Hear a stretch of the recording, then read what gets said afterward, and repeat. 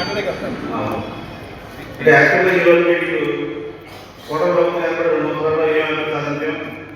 మన ప్రాంతంలో బీపీసీఎల్, మన ప్రాంతం అంటే మన రాష్ట్రంలో బీపీసీఎల్ కానీ అదేవిధంగా అక్షర్ మీటర్లో స్ట్రీట్ ప్యాన్ ఇందాక తెలియజేసుకోవడం ఫార్మా కానీ, గూగుల్ డేటా సెంటర్స్ కానీ, రిలయన్స్ డేటా సెంటర్స్ కానీ, అదాని డేటా సెంటర్స్ కానీ, ఇట్లా అన్ని డేటా సెంటర్స్ ద్వారా కూడా అత్యధికంగా 23 లక్షల కోట్ల రూపాయలు పెట్టుబడులు తీసుకురావడం జరుగుతూ ఉంది.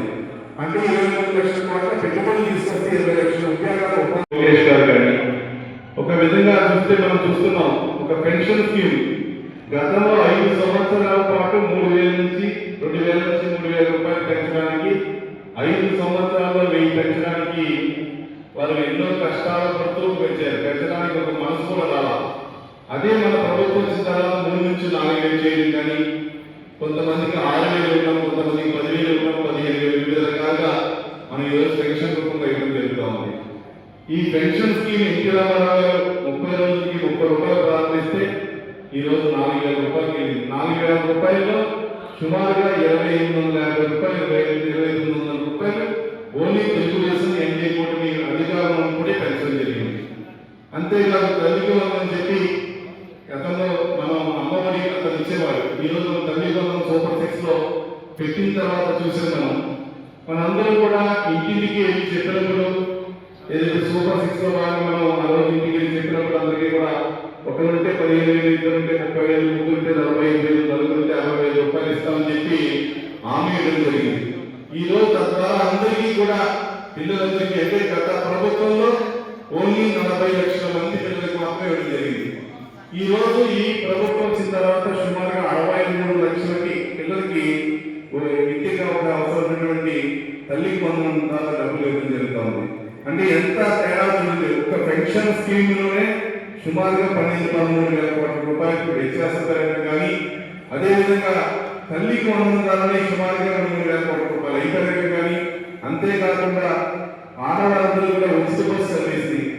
ఈరోజు చూస్తే ఉచిత బస్సు సుమారుగా మనకి ఆంధ్ర రాష్ట్రంలో ప్రతి ఒక్క కుటుంబంలో కూడా పేద కుటుంబంలో అందరూ కూడా 2 పర్యాయాల నుంచి 5 పర్యాయాలు 10 పర్యాయాలు కూడా సుమారు 6 కోట్ల మంది ఈ రోజు వరకు ఉపయోగించుకోవడం జరిగింది ఉచిత బస్సు ద్వారా. అంటే మన రాష్ట్రంలో జనాభా అందరూ కూడా అంటే కొంతమంది మాత్రమే బస్సు ఎక్కేవాళ్ళు ఉండొచ్చు. ఆ కొంతమంది 5 సార్లు 10 సార్లు ఉపయోగించి ఈ రోజు ఉచిత బస్సు సర్వీస్ ఉపయోగించుకోవడం జరుగుతూ ఉంది. అంతేకాదు ఉచిత గ్యాస్ కనెక్షన్లు 3 కనెక్షన్లు ఇవ్వడం జరుగుతూ ఉంది. అదేవిధంగా అక్వారంగానికి సంబంధించి ₹50 యూనిట్కి ఆ రోజు నిజే వేదిక మీద లోకేష్ బాబు గారు ప్రకటించడం, తద్వారా ఒక 4 రోజులు అది కూడా పూర్తి చేసుకుని అందరికీ కూడా ప్రతి ఒక్కరికి కూడా ₹50 యూనిట్ దానికి ఇవ్వడానికి ప్రభుత్వం సంసిద్ధమైంది. దానికి సంబంధించిన పర్మిషన్స్ సబ్మిట్ చేయమని, దాన్ని కూడా సబ్మిట్ చేస్తే రావాలని మనం కూడా అవి కూడా రెడీగా ఉన్నాయి. ఈ రోజున చూస్తున్నాం. మన రోజున కనుమూరు భజరామకృష్ణరాజు గారు ఎంపీగా ఉన్నప్పుడు వారి నిధులు కూడా మన ఇక్కడ నియోజకవర్గంలో కొన్ని ప్రాంతాల్లో ఖర్చు పెట్టాం, చాలా ప్రాంతాల్లో. అదేవిధంగా ఆ రోజున ఆయన ఏ విషయం చూసినా కూడా, ఆయన ఏ పని చేయాలన్నా కూడా కాన్స్టిట్యున్సీ రాకుండా గత ప్రభుత్వం చేసినటువంటి చర్యలు చూసాం. అతను ఎప్పుడైతే వచ్చాడో రాగానే ప్రతావేంద్ర కూల్చివేత్త మొదలెట్టి లాస్ట్కి అతని పత్రాన్ని అతనే కూల్చుకున్నాడు. అతని పత్రానికి ఎవరు వేరే వాళ్ళు చెప్పక్కర్లేకుండానే అతని పత్రం అతను తీసుకుంటూ జరిగింది. ప్రజల కోసం పెట్టినటువంటి ప్రజావేదికని ఎన్నో కార్యక్రమాలు, ప్రభుత్వ కార్యక్రమాలు చేసినటువంటి వాటిని కూడా అవన్నీ కూడా పూర్తిగా ఇబ్బంది చేసి అన్ని చేయడం జరిగింది. అంతేకాదు పక్కన చూస్తున్నాం మనం ప్రతిపక్షంగా కూడా ఈరోజు మన స్థానిక శాసనసభ్యులు డిప్యూటీ స్పీకర్ గారు కూడా సిఎస్ఆర్ ఫండ్స్ తెచ్చి ప్రతి గ్రామంలోని మైక్రో ఫిల్టర్స్ కానీ వాటర్ ట్రీట్మెంట్ సంబంధించినవన్నీ కూడా ఏర్పాటు చేయడం జరుగుతూ ఉంది. అంతేకాదు వ్యవసాయ రంగానికి వస్తున్నటువంటి మురుగు పథకాలను కూడా ప్రభుత్వం ఇస్తే ఇస్తుంది, ఇవ్వకపోతే రైతాంగం ద్వారా రైతులందరూ కూడా సమిష్టిగా పనిచేసి రోజు అన్ని కూడా చేసుకోవడం జరుగుతూ ఉంది. ఈ 2 ఏళ్ల పాలన అంటే మనందరం కూడా చూసాం. గతంలో 2019-24 మధ్యలో ఉన్నటువంటి కష్టాలు కానీ, ఈరోజు 19-24-26 మధ్య ఉన్నటువంటి సుఖాలు కానీ చూసాం మనందరం కూడా. కాబట్టి అందరూ కూడా ఆలోచించాలి.